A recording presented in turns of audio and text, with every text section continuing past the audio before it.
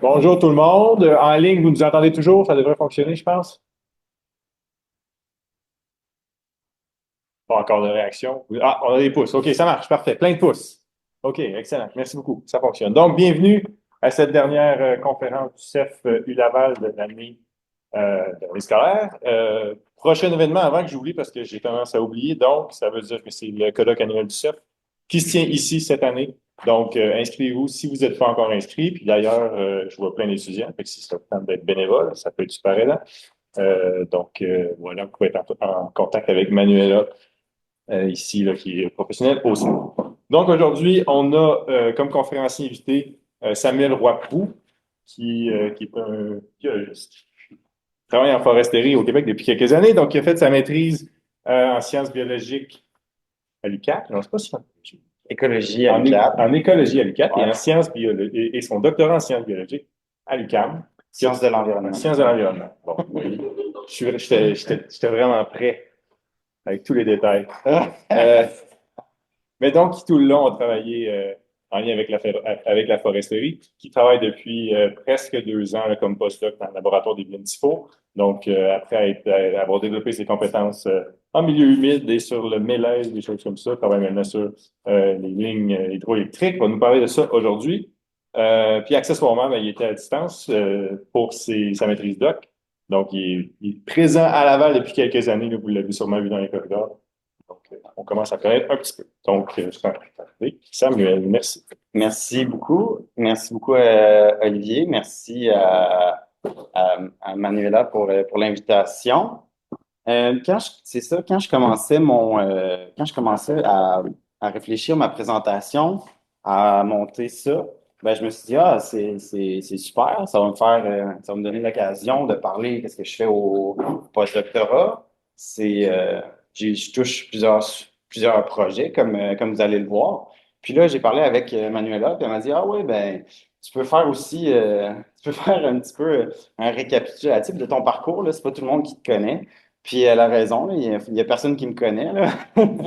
Donc, j'ai décidé de repartir un petit peu là, de la base de mon parcours universitaire, puis d'où le titre, là, Parcours d'un biologiste en foresterie au Québec, ce qui va nous ramener au début de mon parcours, donc au baccalauréat en biologie.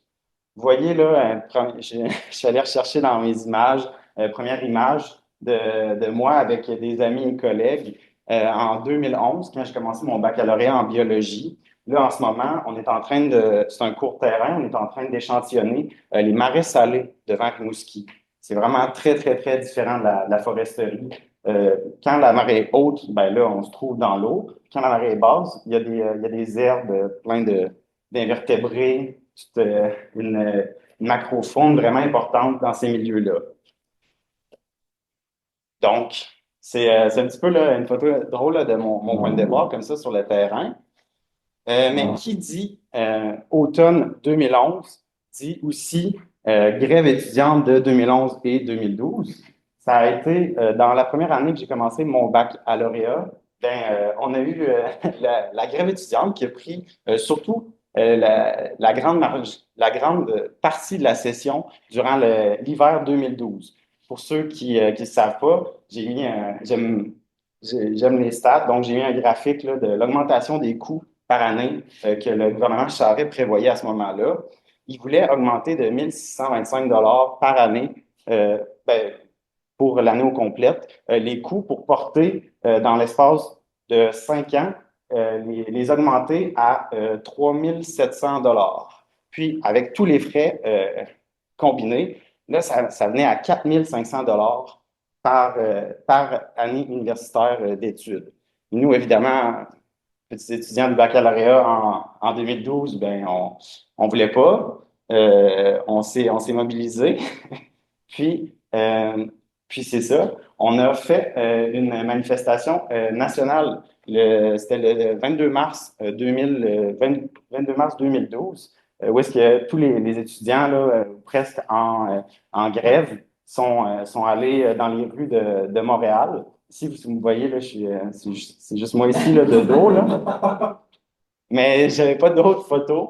C'était un moment quand même assez iconique, là. Il y avait plus de 100 000 personnes là, dans les rues de Montréal pour manifester contre le gouvernement Charest et les augmentations faramineuses des frais de scolarité. À ce moment-là, je ne me doutais pas que ça allait me bénéficier, là, essayer de bloquer l'augmentation des coûts. Là. Je faisais ça pour les générations futures.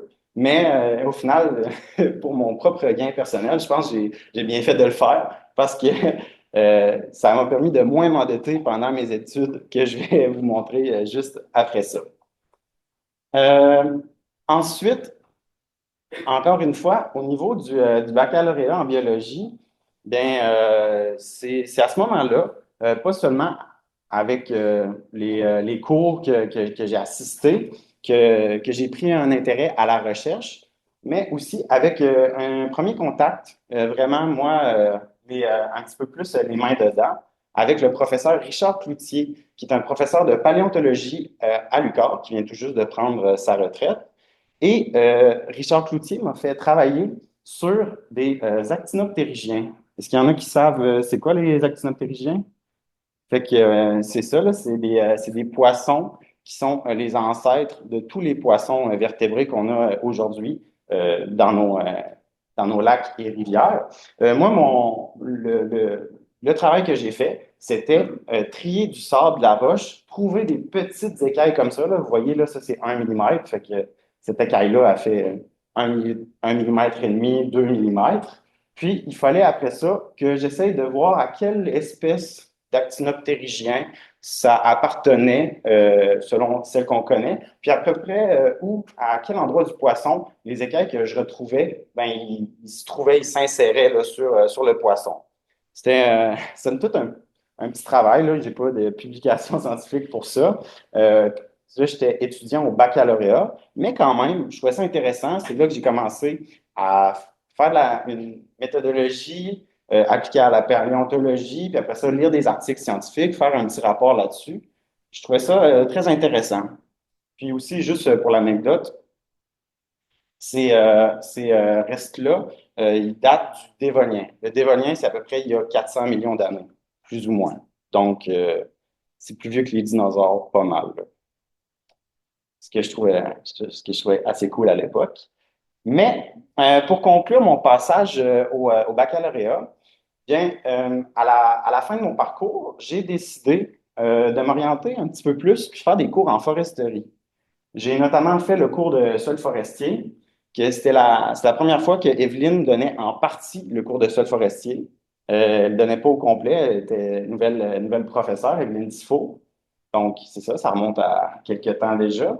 J'ai fait aussi les autres cours, là, entomologie forestière, économie forestière, mycologie, puis hydrologie forestière. Donc, à partir de ce moment-là, je me suis dit, ben, je, ça serait bon pour moi d'aller un petit peu plus vers la foresterie. C'est un petit peu plus facile de faire des projets de recherche, il y a un petit peu plus d'argent. Donc, ça m'a apporté à faire une maîtrise à l'UQAT, une maîtrise en écologie, dans lequel, vous voyez le titre de mon projet, là, c'était, grosso modo, c'était les impacts de la coupe partielle en paissière à mousse. C'était un projet qui se situait vraiment, pour ceux qui le connaissent, là, sur la ceinture d'argile en Abitibi. C'est un dépôt d'argile très épais sur lequel il y a beaucoup de matière organique, notamment des sphènes qui vont s'accumuler.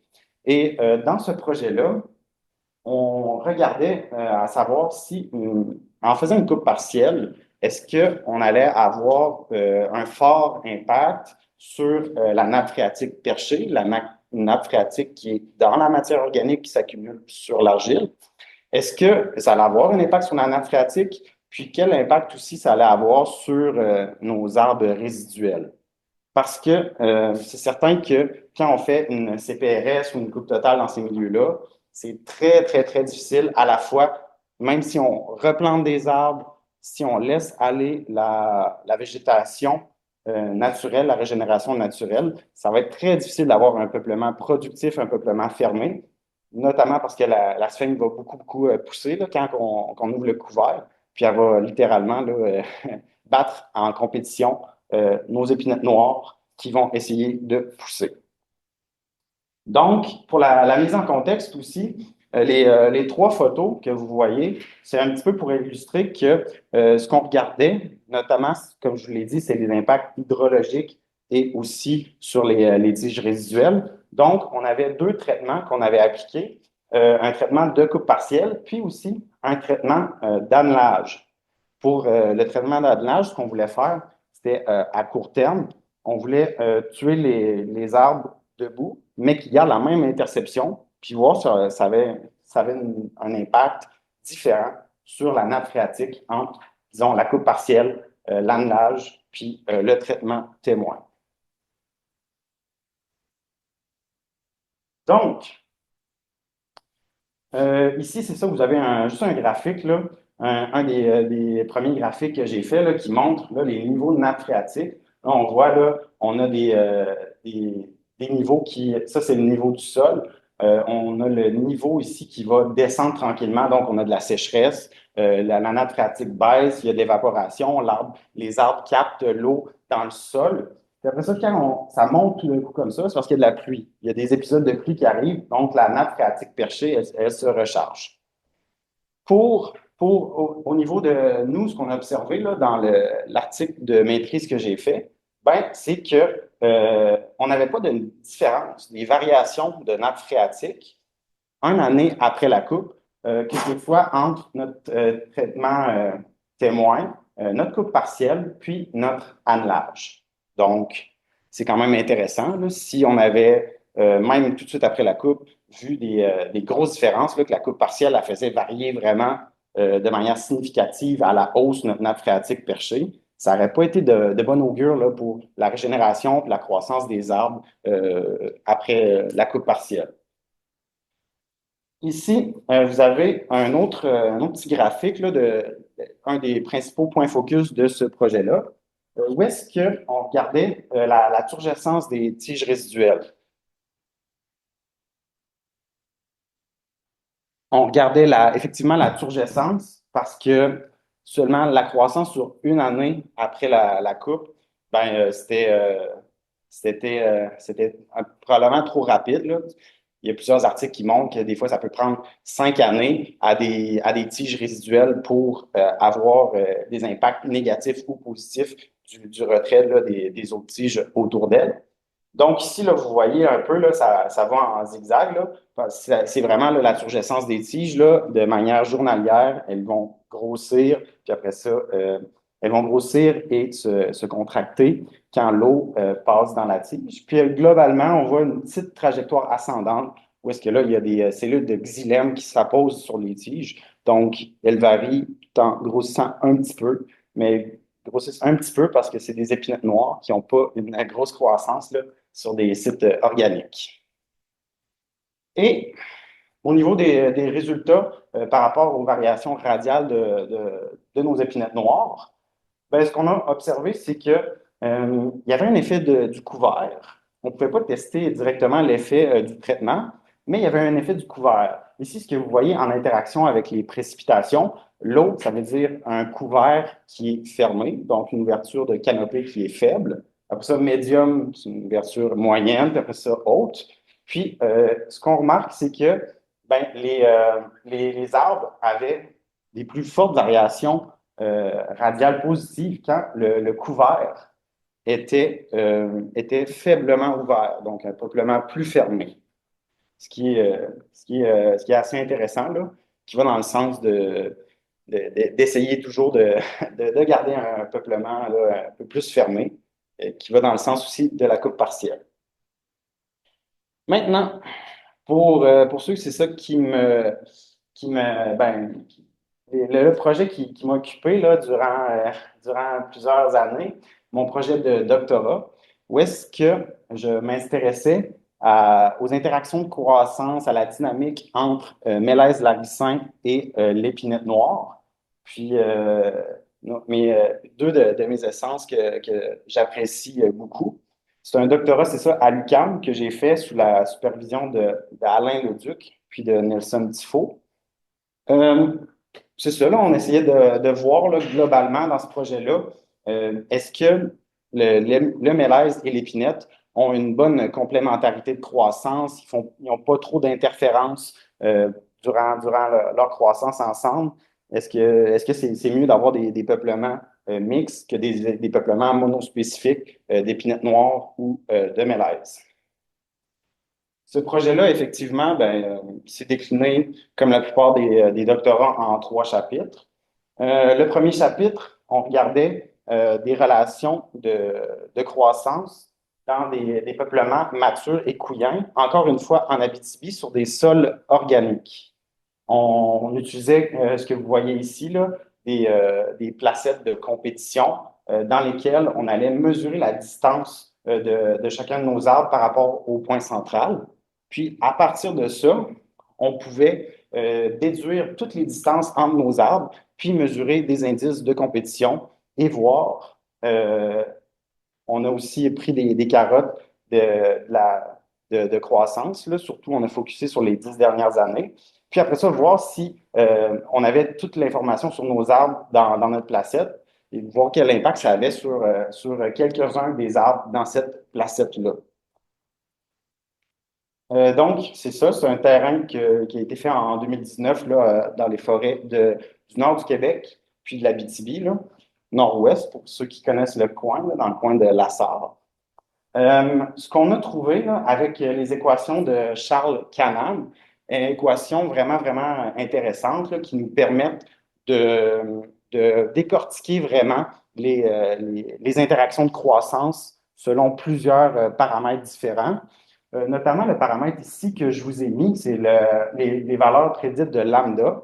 La valeur de lambda, ce qu'elle vient interpréter dans les équations, c'est la différence de croissance intra- et interspécifique. Donc ici, ce qu'on voit quand la valeur est à 1, puis là, on voit que toutes nos valeurs ici, là, ou avec les intervalles de confiance, touchent à 1, c'est qu'on a une valeur de lambda prédite qui est au maximum. Ça, ce que ça veut dire, c'est que par ici, notamment ici, c'est la compétition perçue par l'épinette noire, la compétition ici intraspécifique, puis avec ici le mélèze, la compétition interspécifique. Ce que ça vient nous dire ici, c'est qu'il n'y a pas de différence là, entre la compétition inter- et intraspécifique en peuplement mature et couillin sur sol organique en Abitibi. Fait que ça, c'est intéressant à savoir, là. Même si ici, là, on voit que la compétition intraspécifique pour le mélèze, il y a un petit peu plus de jeu, là. Il y a peut-être un petit peu moins fort, mais ce n'est pas significativement différent. Ce qui était vraiment le, la partie de la compétition qui affectait le plus la croissance de nos épinettes et de nos mélèzes, c'était la taille des voisins. Au fur et à mesure qu'on augmentait la taille des voisins, à la fois le mélèze et l'épinette, ben, leur croissance potentielle a diminué d'une manière assez importante, là. Une croissance potentielle là, proche de 1, là, ça descendait là, proche de la moitié là, pour l'épinette noire. Donc, ça, c'est un des principaux résultats du premier chapitre de doctorat. Par la suite,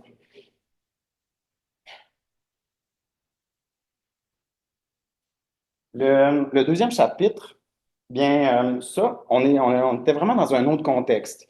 Le premier, c'était des peuplements naturels, là. Celui-là, ce qu'on voulait aller, le terrain qu'on voulait aller faire, bien, c'était dans des plantations mixtes sur la côte nord, un petit peu ben, pas un petit peu, là, au nord de Bécomo, dans ce coin-là. Il y avait eu des dispositifs de plantation mixte qui avaient été faits. Ça datait d'environ, il y avait à peu près 13 années de croissance, si je me souviens bien. Puis, c'est un terrain, c'est ça qui était prévu pour l'été 2020. Mais là, à l'été 2020, c'est passé des petites choses. Puis là, comme le graphique le montre ici, là, il y a eu Stoink, un virus qui a augmenté beaucoup. Donc, on n'a pas pu aller dans investiguer la plantation mixte sur la côte nord. Parce qu'à la base, il fallait partager des camps forestiers. Puis là, on ne pouvait pas aller dans les camps forestiers parce qu'on pouvait faire augmenter la courbe de notre virus. Donc, il a fallu se rabattre sur une autre solution de rechange. Fait que je suis retourné en Abitibi. Puis, pour la première fois, par contre, pour ceux qui le connaissent, tu sais, il y a une forêt de recherche et d'enseignement en Abitibi aussi, comme la forêt Montmorency ici. Mais là-bas, c'est la FERL, là, la forêt de recherche et d'enseignement du lac du Parquet, qui est sur les abords du lac Hébécourt, mais ça, c'est une autre histoire. Donc, on est retourné là-bas. C'était correct là, avec la COVID. Là, on s'était loué une petite roulotte dans laquelle on n'avait pas de contact avec les gens de la ferme. Puis, on a pu investiguer une plantation qui était dans la forêt de recherche et d'enseignement, qui était un petit peu plus jeune, qui avait seulement 8 années de croissance.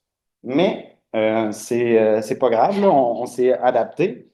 Puis, on a pris, on a fait le terrain et ce qu'on a trouvé, c'est que effectivement, dans une plantation expérimentale, en s'intéressant à la taille des épinettes noires, quand on avait un voisinage uniquement d'épinettes noires et un voisinage mixte avec le mélèze, on a trouvé que la taille prédite de nos épinettes noires dans des plantations mixtes était effectivement plus grande. Donc, c'est très intéressant et c'est intéressant pour la trajectoire future du peuplement. Probablement, c'est ça qu'on avait aussi pris des mesures de végétation de compétition. Ça aussi, ça avait un impact là, négatif sur la taille de nos épinettes noires, mais là, avec le mélèze, si à la fois notre mélèze a une meilleure croissance et ben, il y a une meilleure croissance que l'épinette noire dans presque tous les cas, et que nos épinettes noires ont aussi une meilleure croissance, ben là, ça ferme potentiellement plus rapidement le couvert, puis notre peuplement a vraiment des bonnes chances d'être plus productif plus rapidement. Euh, donc, pour ceci maintenant, pour en venir au dernier chapitre de mon doctorat, on était, c'est ça, là, à une autre échelle, l'échelle vraiment là, de la forêt boréale du Québec au complet. On est allé sélectionner avec les placettes d'inventaire temporaire tous les peuplements mixtes dominés par le mélèze et l'épinette, naturellement. On voulait, à cette échelle-là, là, on ne va pas aller calculer les indices de compétition. Là, on va utiliser des métriques un peu différentes là, pour avoir des informations au niveau plus des peuplements là, qui ont été échantillonnés avec les PET. Là. Mais ce qu'on a soulevé, puis ce qui était vraiment intéressant, puis ce qu'on cherchait, c'était essayer d'un peu de trouver un ratio optimal entre le mélèze puis l'épinette. Parce que, comme vous le savez, ben, l'épinette est clairement prisée par l'industrie forestière, le mélèze vraiment moins. Donc, on voulait avoir une quantité, ici c'est une surface terrière de mélèze, qui va être la plus petite possible, mais qui va maximiser euh, le rendement, la surface terrière d'épinette noire qu'on va avoir dans nos peuplements. C'est ce qu'on a trouvé. Si vous le voyez comme ben, 6 graphiques différents, mais qui veulent globalement dire la même chose, là, qui viennent se compléter entre eux. Notamment ici, là, on voit qu'au fur et à mesure qu'on augmente la surface terrière de mélèze, ben, ici, il y a un gap, là, une pente qui est plus forte au début. Quand on passe de 0 à 5, 6, là, notre surface terrière résiduelle, s'il y en a qui veulent le détail, c'est quoi exactement, là, mais c'est la surface terrière de notre peuplement, là, un proxy qui a été utilisé, ben, notre surface terrière résiduelle, elle va vraiment être augmentée dans cette portion-là d'augmentation du mélèze dans notre peuplement. Ici, vous voyez un petit peu le même effet, mais c'est un effet d'interaction entre la surface terrière du mélèze puis l'âge du peuplement. Puis, ce qu'on voit ici, à peu près encore à 5, on a des variations de surface terrière résiduelle, la même chose qu'ici, qui vont être plus importantes quand notre peuplement y vieillit, puis que notre surface terrière de mélèze elle se trouve à 5 mètres carrés à l'hectare ou plus. Là. Parce que, en tout cas, ici, c'est ça, tu sais, pour ceux qui se demandent, ben, ici, on a vraiment beaucoup de mélèze. Puis Puis après ça, quand il n'y a aucun mélèze, c'est qu'il y a beaucoup d'épinettes noires, là. C'est un gradient, là. Puis le dernier, je ne vais pas résumer tous les graphiques, mais globalement, là, on a le diamètre quadratique moyen de l'épinette noire ici qui est intéressant. Puis on voit que quand il n'y a pas beaucoup de mélèze, ben là, ça augmente, c'est assez bas. Puis là, dès qu'on en ajoute encore une fois, là, autour de 5-6, ben là, ça augmente passablement le diamètre quadratique moyen de nos épinettes noires. Donc, euh, 5-6 mètres carrés à l'hectare de mélèze, ça équivaut à peu près à 30 dans les peuplements productifs de la forêt boréale, l'échantillon qu'on avait, ça équivaut à peu près à 30 de mélèze, donc pour à peu 70 d'épinettes noires, ce qui est intéressant à savoir là, pour les travaux futurs, là, les plantations futures. Mais c'est pas. Donc, ça fait le tour de mon doc, je pourrais dire, mais c'est pas tout ce qui s'est passé dans mon doctorat. Puis, cette, ane- cette anecdote-là, elle témoigne un peu de mon passé de biologiste. Est-ce qu'il y en a, c'est ça, vous voyez bien l'image, est-ce qu'il y en a qui peuvent me dire un peu qu'est-ce qu'on voit sur cette image-là? Qu'est-ce que vous voyez?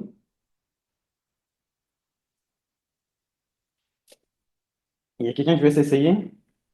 Qu'est-ce qu'on voit? Non? Vous êtes tous aveugles. Des cônes de traitement qui semblent bons. Ouais, ouais, on voit des cônes d'épinette noire ici. Puis, bonne observation. Puis ça, cet arbre-là, c'est un mélèze. Donc, donc c'est ça. Ça, c'est lors de mon premier chapitre. J'ai pris la photo parce que, en tout, c'est ça, là, c'est une anecdote que je raconte à quelques occasions, des fois à mes étudiants de bac. Euh, c'est que je suis allé je suis allé revérifier. Puis dans ce premier chapitre-là de doctorat, ben là, comme j'ai dit, là, on allait mesurer les arbres. Puis en tout, j'ai mesuré 8209 arbres, des mélèzes puis des épinettes. Puis là, c'est ça, là, c'est moi qui les ai fait. Je donnais la bonne job à mon aide de terrain, Todor Minchev. Lui, il prenait les notes, il prenait d'autres mesures, puis moi, je me promenais partout, puis j'allais mesurer la circonférence des arbres. Mais là, au fur et à mesure que je mesurais ces 8209 arbres-là, ben là, une fois, je remarque, c'est drôle, il y a des cônes comme ça, d'épinette noire, qui sont sur le mélèze. Puis après ça, je l'observe une deuxième fois, une troisième fois, une quatrième fois, une cinquième fois. Fait qu'en tout, à peu près, tu sais, une dizaine d'observations, mais c'est assez pour que ce ne soit pas juste le fruit du hasard. Donc, probablement ceux-là qui sont plus du côté biologie, ben, vous avez sûrement deviné, c'est probablement c'est ça, des écureuils ou des rongeurs qui viennent poser les cônes d'épinette noire sur le mélèze pour les faire sécher comme garde-manger, pour les manger plus tard ou après ça pour aller les recacher. Bref, ils les font sécher là, puis après ça, ils les mangent quand ils veulent. Fait que ça, pour moi, c'était un exemple assez parfait tu sais, des interactions insoupçonnées qu'on peut avoir. Si on avait juste des peuplements monospécifiques d'épinettes noires, ben, les écureuils, je sais pas, là, ils ont peut-être d'autres stratégies pour faire sécher les cônes qu'ils vont manger.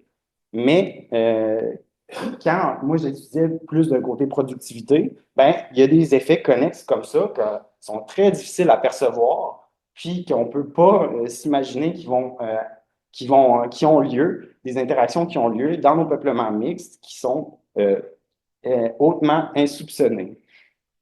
Donc, voilà pour ce que vous voyez ici, là. C'est un garde-manger d'écureuil dans un peuplement mixte qui n'aurait pas lieu dans des peuplements monospécifiques.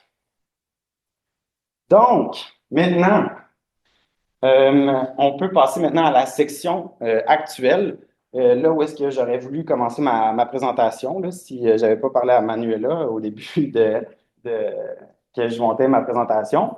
Les travaux que je fais actuellement comme stagiaire postdoctoral, c'est des travaux dans un grand projet Hydro-Québec qui a plusieurs étudiants sous la supervision de la professeure Evelyne Tifo. pour ceux, c'est ça qui la voient pas, là, ben, c'est normal. En ce moment, elle est en année de recherche et d'études. Elle est aux Pays-Bas. Donc, c'est normal que vous ne la voyez pas. Mais elle est bien là, puis elle nous répond parfois sur Teams, puis sur courriel. Il y a 6 heures de décalage, là, c'est normal. Donc, ce projet-là, Hydro-Québec, il s'articule pour moi, là, dans mon travail personnel, il s'articule dans plusieurs axes différents, plusieurs manuscrits. Mais à la base, ce qu'on cherche à faire, c'est ce point-là ici, là, évaluer l'empreinte du carbone biogénique des lignes de transport électriques. On parle ici de lignes de transport à haute tension, là, comme on le voit là, sur la magnifique photo là, d'Antoine Harel. Et on va aussi par la bande là, pouvoir toucher à d'autres sujets qui sont intéressants et qui sont importants. Là. Mais globalement, on veut savoir c'est quoi l'impact carbone de nos lignes de transport, puis faire c'est ça, là, un bilan assez complet. Vous voyez un petit peu là, le design expérimental de base dans lequel les étudiants sont allés échantillonner des transects perpendiculaires aux lignes de transport, où est-ce qu'on avait des placettes dans la forêt témoins qui étaient situées à environ 60 mètres du bord des lignes à haute tension, des placettes dans la forêt de bordure, qui étaient à peu près le centre de la placette à 20 mètres. Puis après ça, plusieurs placettes au milieu des lignes de transport, puis de chaque côté, là, un petit peu plus proche de la forêt de bordure. Donc, au niveau, c'est ça, plus de l'objectif principal, là, les travaux principaux. On a ça ici, un graphique là, d'un article que je travaille là, en ce moment. Là, c'est en préparation. Puis c'est surtout avec des données d'une étudiante de maîtrise qui vient de terminer, Ariane Bello, pour ne pas la nommer. Mais globalement, c'est ça. Ce que je voulais vous partager aujourd'hui, ce qu'on observe, ben, c'est que ici, là, la première ligne, c'est les stocks de carbone dans les sols. Ben, dans le sol, là, c'est pas mal. Les stocks de carbone sont toutes les mêmes, qu'on soit ici, selon notre position là, par rapport aux lignes de transport, au milieu de la ligne, dans le corridor edge, c'est la placette proche là, de la forêt de bordure, dans la forêt de bordure et dans la forêt témoin. Effectivement, là, ben, on stocke pas mal dans nos sols la même quantité de carbone, ce qui est intéressant. Parce que c'est ça, là, juste pour la petite aparté, la petite histoire, actuellement, ben, dans leur calcul, Hydro-Québec, ils calculent qu'il n'y a aucun stock de carbone. Là. Quand on fait une ligne, ils calculent toute l'empreinte carbone des pylônes, le déboisement, enlever après ça, c'est ça, les camions qui se déplacent, mais après ça, c'est comme si il n'y avait rien là, il n'y avait aucun carbone. Mais ce n'est pas le cas. Par contre, évidemment que ben, si on a une ligne de transport, il va y avoir des stocks de carbone qui vont être affectés là, par le corridor, par le fait qu'on va avoir enlevé la végétation. Ceux qui sont davantage impactés, c'est notamment les grands arbres, surtout les grands débris, aussi beaucoup moins de racines, les petits arbres aussi, puis les souches, là, il va en avoir moins dans le corridor que dans la forêt de bordure, puis la forêt témoin. Par la suite, un autre projet qui est intéressant, là, il est soumis à la deuxième revue. Là. J'espère que ça va être publié. Là. C'est un projet, celui-là, dans lequel on a calculé des indices de diversité fonctionnelle. On a calculé nos indices de diversité fonctionnelle pour les strates de végétation qu'on retrouve. Encore une fois, là, c'est dans le même projet Hydro-Québec, là, avec le même design expérimental, pour la strate herbacée, arbustive, puis la strate arborée. Ici, les résultats que je présente, là, c'est pour la strate herbacée. Donc, on voit encore une fois les couleurs, là, c'est des couleurs pour les positions par rapport au corridor de transport. Globalement, c'est ça ce qu'on observe, c'est que nos indices de diversité fonctionnelle, ben, ils sont plus faibles là, dans la couleur rouge là, dans les corridors. Et même on se serait attendu que, comme on enlève les arbres et les arbustes dans les corridors, mais peut-être que la strate herbacée, elle aurait pu bénéficier là, de cet enlèvement de nos arbustes puis de nos arbres. Mais quand même, là, sauf pour cet indice de diversité fonctionnelle-là, les autres, le corridor, là, les scores sont plus faibles. Mais c'est pas grave. C'est intéressant là, à noter. Puis c'est un article qui était, somme toute, très instructif et intéressant à faire.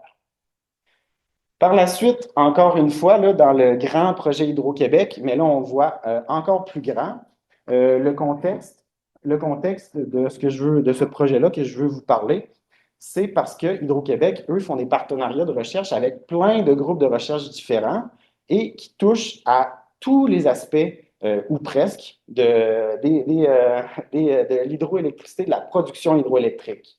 Donc, ici, ce qu'on est en train de préparer, c'est une synthèse des connaissances sur l'impact de l'hydroélectricité au Québec, parce que tous les projets de recherche avec Hydro-Québec se font au Québec, là, sur le bilan radiatif et l'empreinte carbone et hydrique. Alors, on a des chercheurs qui travaillent sur la mise en place, le suivi en continu des réservoirs hydroélectriques, après ça, sur l'entretien, l'impact des barrages, empreinte des barrages, sur les rivières en aval de nos barrages, puis nous qui travaillons sur les, euh, les corridors de transport. Fait que c'est ça, c'est une synthèse des connaissances. C'est un peu une rétrospective, puis après ça, vers quoi on s'en va, là. Il y a plus, c'est ça, d'une vingtaine de chercheurs qui sont impliqués dans cette synthèse-là. Donc, euh, ça fait, c'est ça, globalement, là, le tour de ce que je voulais vous partager des grands projets au niveau de mon stage postdoctoral pour le projet Hydro-Québec. Cependant, c'est ça ne s'arrête pas là, comme c'est marqué, parce qu'Evelyne est trop dynamique, puis elle me fait travailler sur plein d'autres choses. Puis elle veut, c'est ça, là, que je touche à d'autres thématiques, me sortir de de la zone de confort, si je l'étais trop, là, pour ce que je vous ai présenté avant. Puis elle donne effectivement là, l'opportunité de travailler sur plusieurs autres choses. Notamment, une des choses là, qui est un article en préparation d'un étudiant, Jonathan Sabourin, qui lui a évalué les différents scénarios, les différents impacts qu'on pouvait avoir quand on voulait reboiser des friches agricoles. Il a pris comme cas d'étude l'Abitibi, que je connais un petit peu aussi, mais là, c'est des thématiques que je ne connais pas du tout. Notamment, là, Jonathan, il a fait de la modélisation des différents scénarios de reboisement avec les différentes essences que vous voyez ici. Après ça, quel impact ça avait sur l'albédo de reboiser, des bilans carbone, des simulations aussi de coupe de nos essences sur les plantations, les friches agricoles. Donc, c'est quelque chose, c'est ça qu'on travaille actuellement, qui est très, très intéressant et qui va nous dire un peu qu'est-ce qu'on est mieux de faire, là, laisser à l'abandon les friches agricoles ou de les reboiser avec les essences qu'on a sélectionnées. Ensuite de ça, un autre projet là, qui s'est terminé aussi récemment, suite à la maîtrise, au projet de maîtrise de l'étudiante Juliette Ortiz, dans lequel on s'intéressait à la valorisation de la biomasse forestière, notamment les résidus de coupe, les résidus de bois après coupe, du sapin baumier et des bouleaux jaunes et blancs. On s'intéressait à leurs propriétés physico-chimiques, puis on s'intéressait à voir aussi l'effet de la décomposition. C'est des résidus de coupe qui sont laissés sur les parterres. Fait que des fois, ça peut prendre 1 ou 2 années avant qu'on aille les récolter, puis voir après ça s'ils ont un bon potentiel pour faire de la biomasse forestière. Encore une fois, c'était des thématiques là, que je n'avais pas touchées, puis qui m'aide à un petit peu plus comprendre qu'est-ce qu'il en est de la, pour la perspective de la biomasse, de la récolte de biomasse forestière là, au Québec, puis où est-ce qu'on pourrait s'en aller un petit peu avec ça, là. Le cas d'étude là, de trois essences. Ensuite de ça, pour compléter aussi des thèmes, des manuscrits que je touche durant mon stage. Bien, il y a notamment un article en collaboration avec Dominique Cyr au gouvernement fédéral, où est-ce qu'on s'intéresse au système CIFAR. Moi, je ne connaissais pas ça avant, là, mais c'est un système de, de, de tesselles. Dans le fond, c'est une grille qu'on vient appliquer sur le territoire, puis c'est couplé avec les mesures de placettes d'inventaire permanentes. Puis ce qui est le fun avec ça, ben c'est ça, quand on place la grille, puis on vient associer les placettes permanentes d'inventaire, ben on peut aller jusqu'au début des placettes pratiquement là, d'inventaire permanente et voir l'évolution du moins des volumes de bois marchand à l'échelle du Québec pour toute la forêt du Québec. Donc, c'est un projet qu'on travaille actuellement.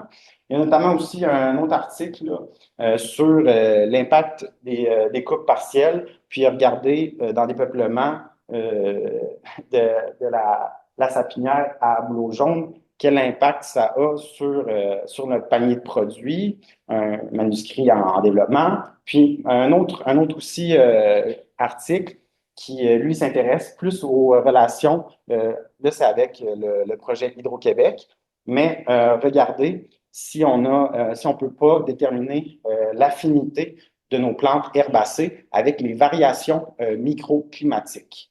Pour ceux que ça intéresse, là, j'ai un article qui m'a inspiré, c'est des articles de France, là, de la chercheure Eva Grill, qui a fait plusieurs articles très intéressants là, sur le sujet. Donc, moi, c'est ça, en ce moment, je suis stagiaire postdoctoral. Je ne peux pas faire ça toute ma vie. Donc, des fois, là, c'est ça.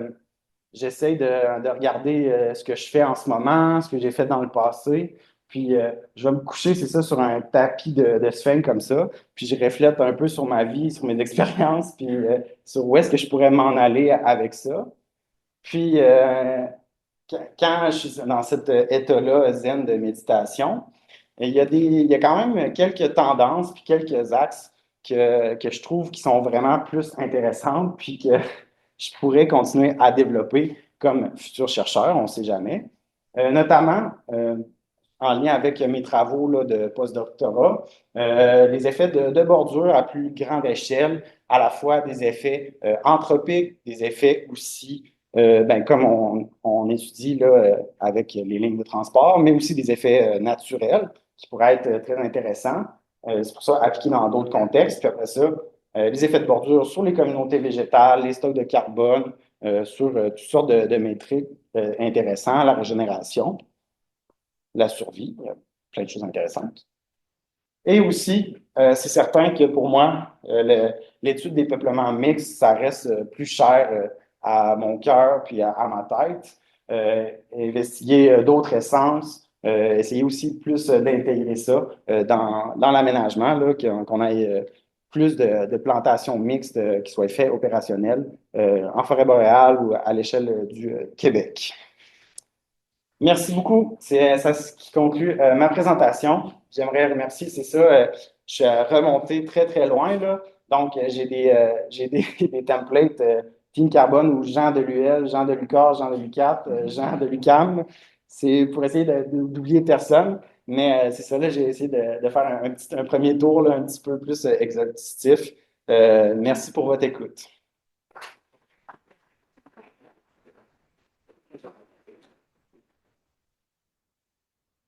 Merci beaucoup, Samuel. Donc, on va passer aux questions. Puis là, il y a eu un dégât d'eau, je pense, dans la salle, dans la nuit d'avant-hier, si j'ai bien compris. Ouais. Donc, ça, c'est le système sonore. Donc, les questions, on va essayer de les répéter.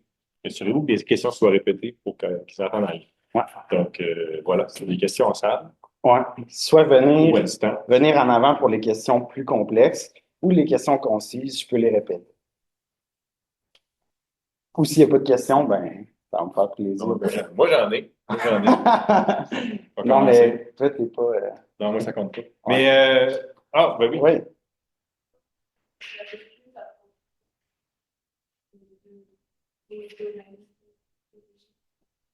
Mal. Puis maintenant, un peu qui semble complètement. Ah, Toujours dans l'antibiologie. Ouais. ouais, c'est ça. Pour moi, c'est ça, j'ai grandi un petit peu plus que la moyenne, donc je suis pas. Ah oui, c'est ça. La question, la question, c'était comment tu as vécu ta transition entre biologie et foresterie. Maintenant, est-ce que tu te sens comme un vrai forestier, entre guillemets? Ben, c'est certain que tu sais, c'est ça, les débuts des études de baccalauréat, ça a quand même un impact non négligeable sur notre vision du monde, même tu sais, de la recherche, ici, tu sais, par exemple, de la recherche. Aussi, c'est comme, je pense que c'est ça, je suis quand même assez hybride entre les deux. Comme je vous ai montré à la fin, là, j'ai fait des cours en foresterie pour, tu sais, après ça, m'orienter plus vers le domaine forestier. Je peux dire par contre que, j- ben, c'est ça, là, j'ai pas l'impression d'être nécessairement biologiste, puis j'ai pas nécessairement l'impression d'être forestier. Je suis vraiment plus entre les deux. Puis je pense que certaines fois, c'est un atout, d'autres fois, ça peut être perçu par d'autres aussi comme, négatif. Mais c'est ça, là, moi, je trouve que ça fait à quelque part aussi un peu, c'est une richesse, là, de ne pas être dans une cause, là.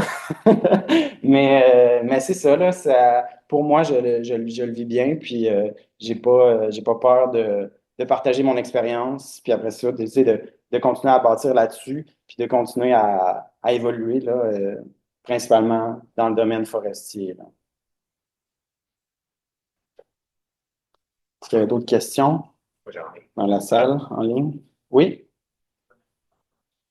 En fait, dans la communauté, les questions là, on montre la rentrée un peu avec les écureuils là sur Est-ce que ce genre de truc, des fois, ça te donne envie de refaire des études, des analyses, des projets plus sur la biologie, sur la faune, sur la biodiversité, des choses comme ça, ou peut-être plus tard, ou... Oui, c'est ça. La question, c'est, avec l'anecdote que j'ai montrée avec les écureuils durant mon doctorat, est-ce que ça me donne le goût d'y aller plus vers écologie forestière, plus vers biologie, de faire des études plus dans ces champs de recherche-là?